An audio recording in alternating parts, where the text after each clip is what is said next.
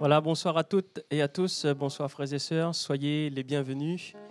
Et c'est vrai, c'est une joie pour nous de partager la parole du Seigneur ensemble, de pouvoir chanter, louer le Seigneur, parce que Jésus-Christ a changé notre vie, il a transformé nos vies et nous voulons vraiment le proclamer, le louer de tout notre cœur.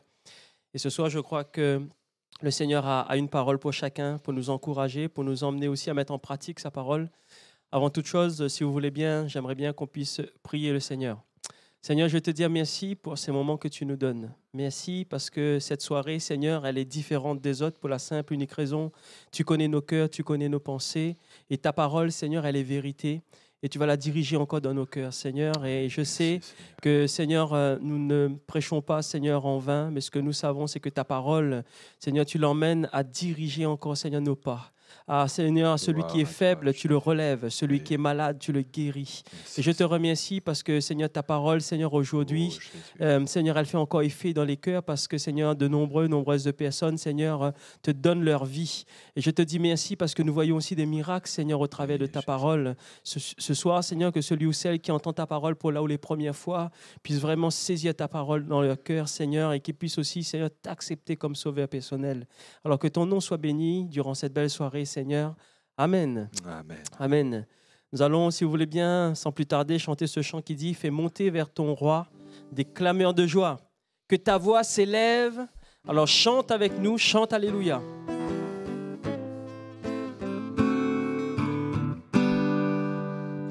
Fais monter vers ton roi des clameurs de joie, que ta voix s'élève et chante Alléluia.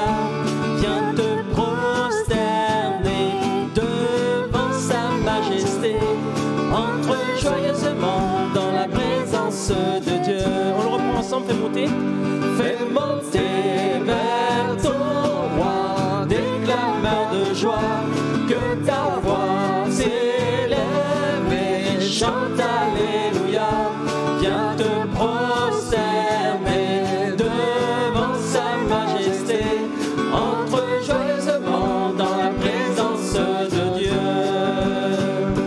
Tu m'as donné la vie, tu as payé le prix, et tu m'as franchi, toi Seigneur, celui qui me guérit. Toi seul me rassasie, car tu es le berger de ma vie. Je t'adore, mon Seigneur, mon roi. On le reprend ensemble. Fais monter vers ton roi des clameurs de joie, que ta voix s'élève et chante Alléluia. Viens te prosterner devant sa majesté, entre joyeusement dans la présence de Dieu. Tu m'as donné la vie, tu m'as donné la vie, tu as payé le prix, et tu m'as franchi, toi Seigneur, celui qui me guérit. Toi seul me rassasie, car tu es le berger de ma vie. Je t'adore, mon Seigneur, mon roi. Amen. Alors nous allons continuer à louer le Seigneur avec ce chant qui dit « Tu es venu jusqu'à nous, quittant la gloire de ton ciel. Tu es venu, Seigneur, pour servir. Tu nous as donné ta vie, Seigneur, pour nous sauver. » Nous devons vraiment réaliser que Jésus-Christ s'est donné à la croix pour chacun d'entre nous. Amen. Tu es venu jusqu'à nous, quittant la gloire de ton ciel. Tu es venu pour servir, donnant ta vie pour nous sauver. Dieu Tout-Puissant, roi serviteur, tu nous appelles tous à te suivre et à t'offrir nos corps en sacrifice. À toi l'honneur, roi serviteur. Dans le jardin de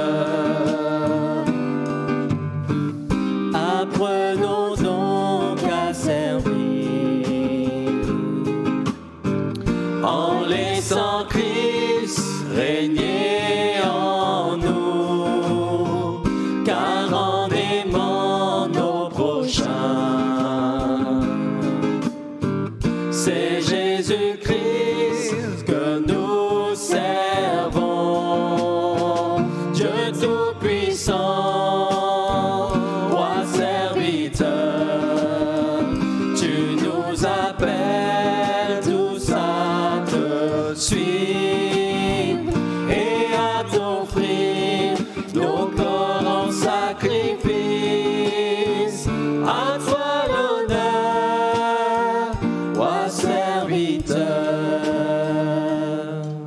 Amen. Avant de laisser la place à notre frère, chanter ce chant qui dit « Christ est tout pour moi, il est ma récompense. Christ seul me suffit. Tout ce dont j'ai besoin est en Jésus-Christ. » Amen. Alléluia, Seigneur.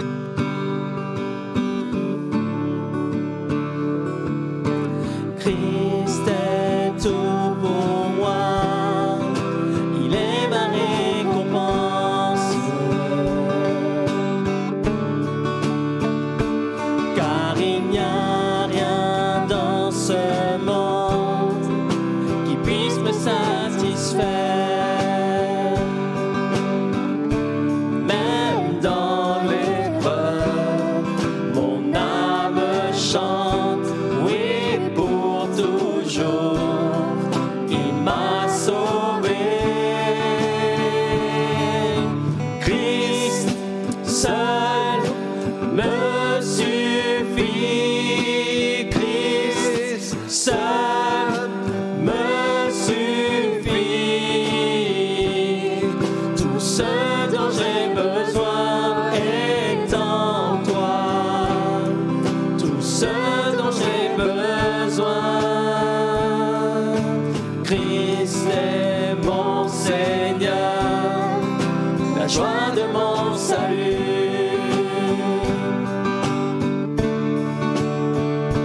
Et cet espoir est sans fin, le ciel est ma demeure. Même dans l'orage, mon âme chante, Jésus est là. À Dieu soit la gloire. Christ seul me suffit, Christ seul me suffit. Tout ce dont j'ai besoin est en toi. Tout ce dont j'ai besoin. En mon cœur j'ai choisi de suivre Jésus, oui pour toujours, oui pour toujours. En mon cœur j'ai choisi de suivre Jésus, oui pour toujours, oui pour toujours. La croix devant moi, le monde derrière moi, oui pour toujours, oui pour toujours. La croix devant moi, le monde derrière moi, oui pour toujours, oui pour toujours. Christ seul me suffit, Christ seul me suffit. Tout ce dont j'ai besoin est en toi. Tout ce dont j'ai besoin. Seigneur, nous voulons te dire merci, Seigneur, pour ta parole qui va être encore annoncée, Seigneur. Nous te remercions parce que c'est vrai, nous voulons, Seigneur, l'écouter avec attention, parce que nous savons, Seigneur, que tu veux encore nous parler ce soir. Oint ton serviteur encore, Seigneur, mais que ton nom seul puisse être béni encore, Jésus-Christ. Amen. Amen. Gloire au Seigneur. Voilà, heureux de pouvoir partager ensemble la parole de Dieu, cette parole de vérité. Et j'aimerais lire avec vous un passage dans l'épître de Paul aux Romains, au chapitre 5, et au verset 1er. Il est dit « Étant donc justifiés par la foi, nous avons la paix avec Dieu par notre Seigneur Jésus-Christ, à qui nous devons d'avoir eu par la foi accès à cette grâce dans laquelle nous demeurons fermes et nous nous glorifions dans l'espérance de la gloire de Dieu. Bien plus, nous nous glorifions même des afflictions, sachant que l'affliction produit la persévérance la victoire dans l'épreuve, et cette victoire, l'espérance. Or, l'espérance ne trompe pas, parce que l'amour de Dieu est répandu dans nos cœurs par le Saint-Esprit qui nous a été donné. Amen. Voilà un passage où, par 3 fois, il est question d'espérance. L'apôtre Paul dit « Nous nous glorifions dans l'espérance de la gloire de Dieu ». Il parle de la victoire qui produit l'espérance. Et enfin, l'espérance qui ne trompe pas. Si on prend par définition ce mot espérance, c'est une disposition de l'âme qui porte à attendre un bien désiré. Espérer, c'est donc s'attendre à quelque chose de meilleur. Et je crois que tout être humain, quel qu'il soit, aspire, a besoin d'espérance pour vivre. On a besoin de désirer vivre quelque chose de meilleur, un avenir heureux, c'est légitime. L'espérance, elle suscite aussi de la motivation. Elle nous permet de persévérer dans une démarche. L'espérance nous donne aussi de la force quand on passe par des moments difficiles. Vous savez, quand quelqu'un passe par la maladie, mais qu'il a cette espérance de se rétablir, de guérir, eh bien cela va l'aider à garder un bon moral. Et la médecine le reconnaît, que quand un malade garde un bon moral, bien cela peut contribuer à sa guérison. Dans le livre de Job, au chapitre 5, il est dit que l'espérance soutient le malheureux. Donc voilà, c'est une force pour celui qui passe par des moments difficiles. Mais ce qui est vrai dans ce sens l'est aussi dans l'autre, à savoir que quand une personne est désespérée face à sa maladie, n'a plus d'espoir de guérir, eh bien cette personne, elle perd aussi le désir de se battre contre le mal qui l'atteint. Et il y a des gens qui sont tellement désespérés qu'ils finissent par se laisser mourir. Donc c'est essentiel pour l'être humain d'avoir l'espérance. Mais il faut bien reconnaître que nous sommes dans un monde qui souvent nous déçoit dans ce domaine, et nombreux sont ceux qui sont de plus en plus confrontés au désespoir.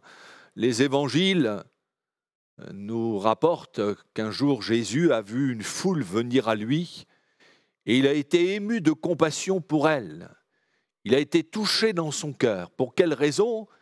Eh bien, il est dit dans Matthieu, au chapitre 9, verset 36, que Jésus a vu cette foule et qu'elle était languissante et abattue comme des brebis qui n'ont point de berger.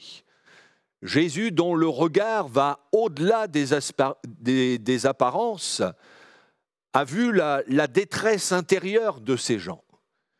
Il a vu qu'ils étaient comme des brebis sans berger, cherchaient un sens à leur vie.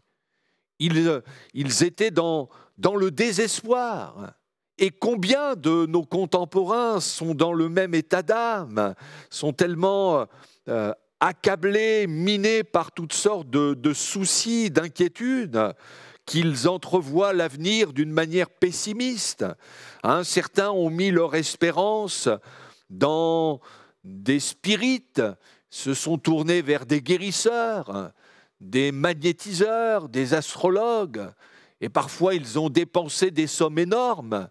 Et au lieu de voir leur état s'améliorer, au contraire, il s'est empiré parce qu'on ne touche pas impunément à des choses ténébreuses. Il y en a qui ont mis leur espérance dans la religion, dans les philosophies, et qui ont été déçus. D'autres ont mis leur espérance dans les plaisirs du monde, les jeux de hasard, même dans des sites de rencontres, espérant trouver la bonne personne. Et malheureusement, souvent, que de mauvaises rencontres. Oui, que de gens qui sont trompés, leurrés, déçus par toutes ces choses. Les marchands de bonheur, de fausses espérances abondent dans notre monde. Et il n'est pas étonnant qu'il y ait tant de personnes qui soient plongées dans le désespoir. Alors, où mettre son espérance? Où placer sa confiance sans être déçu? Eh bien, la réponse, nous la trouvons dans la parole de Dieu. La Bible nous parle, nous l'avons lu, d'une espérance qui ne trompe pas, qui subsiste, quand bien même tout s'écroulerait autour de nous. Et cette espérance, c'est celle qui consiste à nous confier dans ce Dieu qui se révèle à nous en Jésus. Dans le livre du prophète Ésaïe, au chapitre 30, il est dit « Heureux tous ceux qui espèrent en Dieu ». Et au psaume 25, verset 3, « Tous ceux qui espèrent en toi ne seront point confondus » ou encore ne seront pas déçus. Peut-être avez-vous été déçus par des proches, déçus par un ami, des gens sur qui vous pensiez compter et qui vous ont fait défaut au moment où vous auriez eu besoin d'eux. Mais j'aimerais vous dire qu'il y en a un qui ne vous décevra jamais, c'est le Seigneur Jésus. Lui est un abri véritable, un secours véritable. Dans cette même épître aux Romains, au chapitre 15, verset 13, on trouve cette parole « Que le Dieu de l'espérance vous remplisse de toute joie et de toute paix dans la foi, pour que vous abondiez en espérance par la puissance du Saint-Esprit. » Voyez-vous, quand on perd l'espérance, quand on baisse les bras, quand on est prêt à tout abandonner, eh bien la solution, c'est de nous adresser à ce Dieu que la Bible nous présente comme étant le Dieu de l'espérance. Peut-être que vous aussi, vous êtes prêts à baisser les bras, à tout abandonner. Peut-être que vous avez échoué dans vos projets. Eh bien, adressez-vous à ce Dieu de l'espérance qui peut remplir votre cœur par le Saint-Esprit de sa paix, de sa joie, pour que vous abondiez, comme le dit la Bible, en espérance. L'auteur de l'Épître aux Hébreux, au chapitre 6, nous dit « Cette espérance, nous la possédons comme une ancre de l'âme, sûre et solide. » Et il y a là l'image d'un navire qui est solidement amarré par une ancre là au fond de l'eau et qui, indépendamment, même au sein des tempêtes, eh bien cette ancre, elle est capable d'empêcher le navire de dériver. Et voyez-vous, cette espérance qui est comme une ancre de l'âme, qui peut demeurer au fond du cœur, même au sein des tempêtes, des épreuves de la vie les plus grandes, eh bien c'est celle que possèdent ceux qui ont placé leur foi en Jésus, qui ont placé en lui toute leur confiance. Une espérance qui peut demeurer en toutes circonstances, là où même tout semble fini à vue humaine, là où il n'y a plus de solution. Eh bien, avec le Seigneur, il y a toujours de l'espoir, parce que de sa part, tout est possible. La Bible nous parle d'un homme, Abraham, dans l'Épître aux Romains au chapitre 4. Il est dit de lui, espérant, contre toute espérance, il crut. Dieu avait donné à Abraham une promesse, la promesse d'une grande prospérité, postérité. Et le problème, c'est que quand Dieu lui dit que cette promesse, Abraham n'avait pas d'enfant, parce que sa femme était stérile, en plus âgée de 65 ans, lui de 75, donc tout laissait penser qu'il n'aurait jamais eu d'enfant. D'autant que, après que Dieu lui ait fait cette promesse, il s'est encore écoulé 25 années. Et donc plus les années passaient, et plus cette promesse semblait totalement irréalisable. Mais justement, alors qu'il avait toutes les raisons de désespérer, eh bien Abraham a continué de placer son espérance en Dieu. Il a espéré contre toute espérance, et il a bien fait, puisqu'il a vu la promesse de Dieu s'accomplir. Alors qu'il avait près de 100 ans et que sa femme en avait 90, le miracle a eu lieu. Et sa femme a donné naissance à un fils. Oui, nous pouvons placer toute notre espérance dans ce Dieu vivant et vrai, parce que lui ne nous trompera jamais. Les promesses que Dieu nous laisse dans sa parole, nous pouvons les espérer contre toute espérance, parce que Dieu est fidèle pour accomplir ce qu'il promet.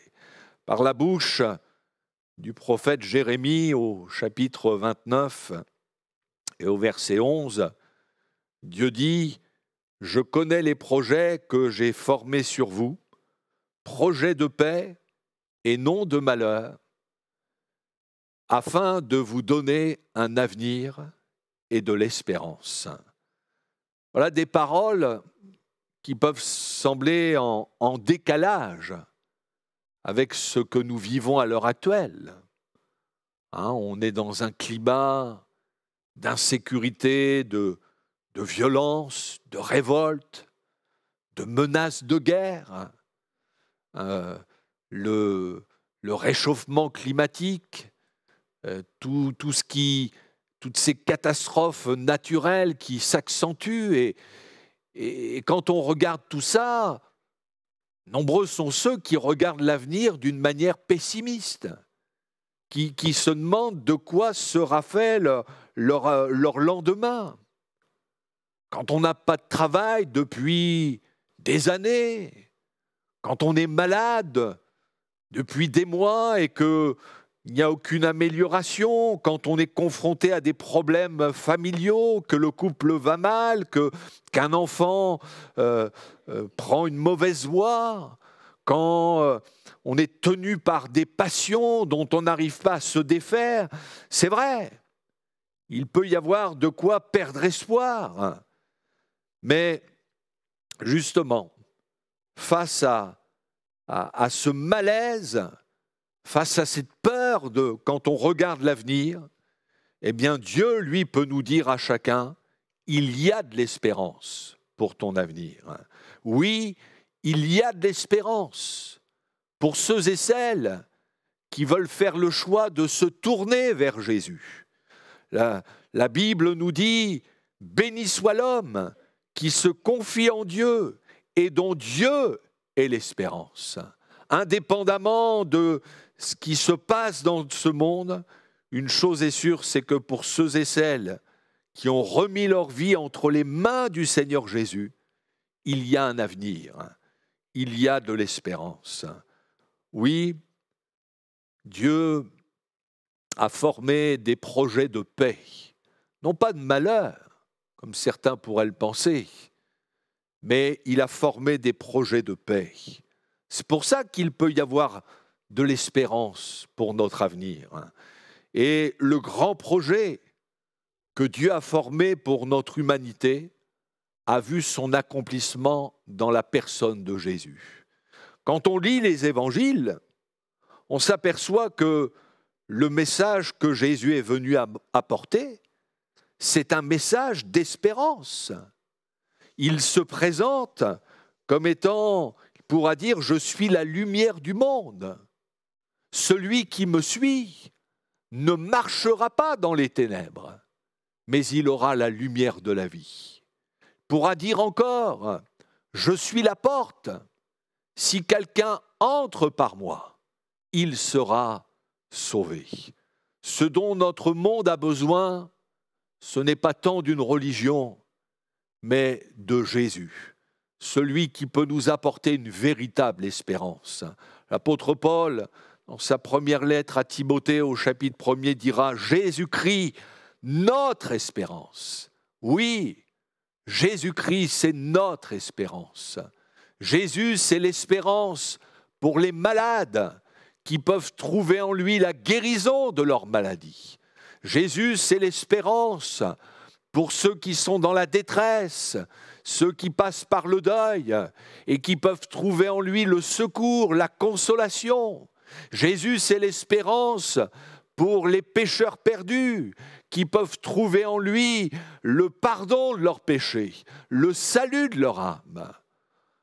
Le message de la croix, c'est un message d'espérance, parce qu'à la croix, Jésus a tout accompli pour nous offrir un salut, un pardon parfait. Oui, Jésus peut encore aujourd'hui nous apporter une véritable espérance. Il pourra dire encore, « Je suis la résurrection et la vie. Celui qui croit en moi vivra quand bien même il serait mort. » Oui, Jésus, c'est la résurrection. Parce que si Christ est mort, bien plus, nous dit la parole de Dieu, il est ressuscité. Il est assis à la droite de Dieu et il intercède pour nous. Voyez-vous, quand on a Jésus comme Seigneur et Sauveur, eh bien, même devant la mort, on a une véritable espérance. L'espérance de partager l'éternité avec lui dans son ciel de gloire. La Bible nous dit encore, Christ en nous, c'est l'espérance de la gloire. C'est l'apôtre Paul qui, s'adressant à des chrétiens qui se demandaient quel était le sort des chrétiens décédés, et l'apôtre Paul va leur dire, on trouve ces paroles dans la première épître aux Thessaloniciens au chapitre 4, et au verset 13, il dit « Nous ne voulons pas, frères, que vous soyez dans l'ignorance au sujet de ceux qui dorment. » Et quand il parle de dormir, il parle de chrétiens qui étaient décédés, afin que vous ne vous affligiez pas comme les autres qui n'ont point d'espérance. Car si nous croyons que Jésus est mort et qu'il est ressuscité, croyons aussi que Dieu ramènera par Jésus et avec lui ceux qui sont morts. Et quand l'apôtre Paul parle de ceux qui n'ont pas d'espérance, il fait allusion aux incrédules, à ceux qui peuvent être indifférents à l'égard de l'Évangile, qui ne veulent pas se laisser toucher par l'amour de Dieu manifesté en Jésus, ou qui n'ont qu'une petite croyance ou une religion de forme. Tout cela, devant la mort, n'ont pas d'espérance. Ils n'ont pas de certitude. La mort est pour eux plutôt un sujet d'appréhension. Et ils ne préfèrent pas en parler parce qu'ils ne savent pas ce qu'il y a après. Alors il est évident que quand on n'a pas d'espérance, eh bien, la perte d'un être cher peut nous plonger dans une profonde affliction, peut nous plonger dans le désespoir. Et on a du mal à trouver une consolation, tandis que pour ceux et celles qui ont accepté Jésus comme Seigneur et Sauveur dans la foi et la repentance, eh bien, il y a dans leur cœur une espérance vivante, celle de la vie éternelle. Et ils savent que quand un être cher qui a marché avec le Seigneur durant sa vie ici-bas quitte cette terre, eh bien, il va rejoindre son Sauveur, là où il n'y a plus de larmes, plus de deuil, plus de souffrance. Mais il rentre dans un bonheur, une félicité éternelle.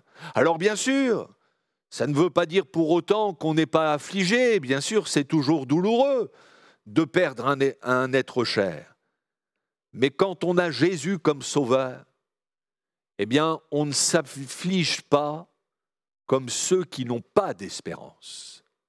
Parce qu'en Jésus, on a vraiment une espérance vivante. Il y a des certitudes concernant la vie éternelle, concernant ce qu'il y a après la mort. Voyez-vous, la mort du chrétien est tout à fait différente de l'incroyant, de celui qui est sans espérance et qui, en quittant cette terre, se retrouve dans un lieu de tourment, de souffrance éternelle, ce qu'on appelle communément l'enfer. Et c'est ce qui peut arriver de pire à un être humain, de quitter cette terre sans avoir accepté Jésus comme son sauveur personnel et de se retrouver perdu pour l'éternité. Ça, c'est ce qui peut arriver de pire. Pour l'incroyant, la mort est quelque chose d'effroyable, de terrifiant, parce qu'elle est source de désespoir éternel, Tandis que pour celui qui a accepté Jésus comme son sauveur, eh bien la mort, elle est douce. Pour ça que l'apôtre Paul, quand il parle de ceux qui sont décédés, les croyants décédés, il parle de ceux qui dorment. La mort a perdu son caractère angoissant. C'est simplement la porte qu'on franchit pour rejoindre son Sauveur dans la félicité éternelle. Il y a vraiment une espérance glorieuse.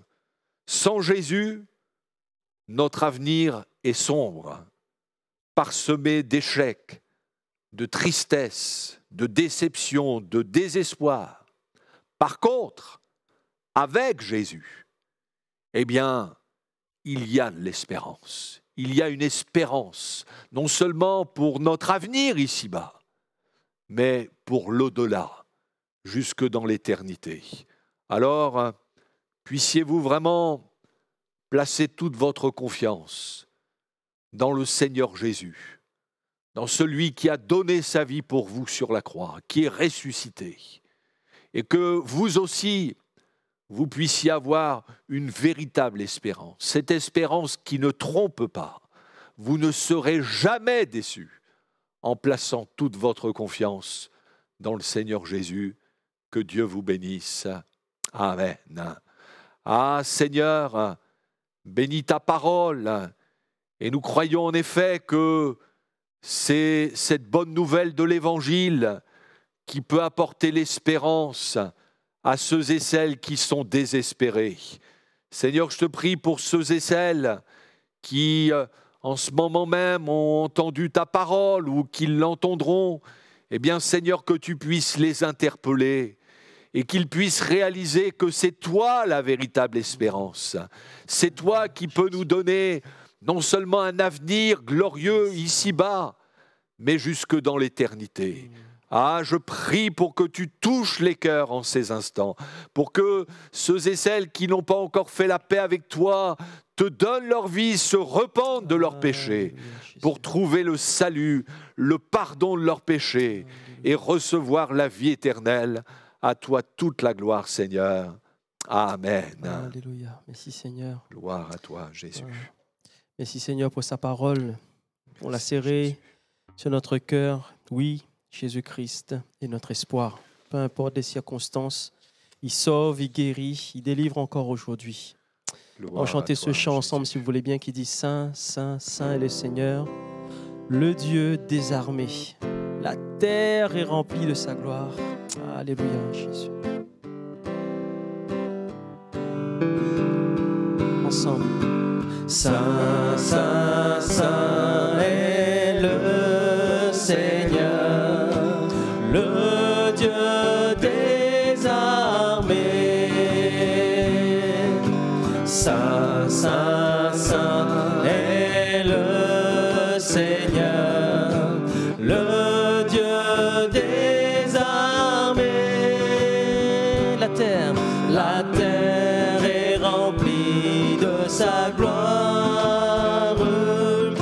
La terre est remplie de sa gloire. La terre est remplie de sa gloire. Saint est le Seigneur. Saint, Saint, Saint est le Seigneur, le Dieu des armées. Saint, Saint, Saint est le Seigneur, le Dieu des armées. La terre est remplie de sa gloire. La terre est remplie de sa gloire. La terre est remplie de sa gloire. Saint est le Seigneur. Amen. Nous allons donner quelques annonces. Donc, demain après-midi à 14h30, nous avons la réunion d'évangélisation au 46 rue Maréchal Joffre. Donc, venez, frères et sœurs, et n'hésitez pas à inviter des personnes qui veulent entendre parler de Jésus, qui veulent entendre l'Évangile. Donc, venez demain après-midi à 14h30, rue Maréchal Joffre. Et demain soir à 19h, nous avons notre réunion de prière. Donc, vous pouvez venir. Prions ensemble les uns avec les autres, les uns pour les autres. Et si vous avez des sujets de prière, donc venez, nous allons prier ensemble avec vous. Ensuite, vendredi soir à 21h, nous avons une exhortation. Donc, n'hésitez pas à transmettre les liens, frères et sœurs, afin que l'Évangile puisse être aussi propagé, que vraiment ceux qui ont besoin du Seigneur puissent trouver le chemin qui mène à Jésus. Et dimanche matin, nous avons notre culte donc à 10h, donc en présentiel, et 10h30 pour ceux qui ne peuvent pas venir. À 10h30, notre culte dimanche prochain. Sachant que dimanche, nous avons aussi un service de baptême. Donc, frères et sœurs, n'hésitez pas à inviter des personnes et n'hésitez pas à venir. En tout cas, nous allons vraiment nous réjouir ensemble pour ces baptêmes. Samedi après-midi, nous avons donc le colportage donc à 14h30. À 14h, pardon, et nous avons la réunion de jeunesse à 16h30. Voilà, le colportage à 14h et la réunion de jeunesse à 16h30. Donc que le Seigneur vous bénisse et que vraiment il puisse vous accompagner durant cette fin de semaine. Soyez bénis.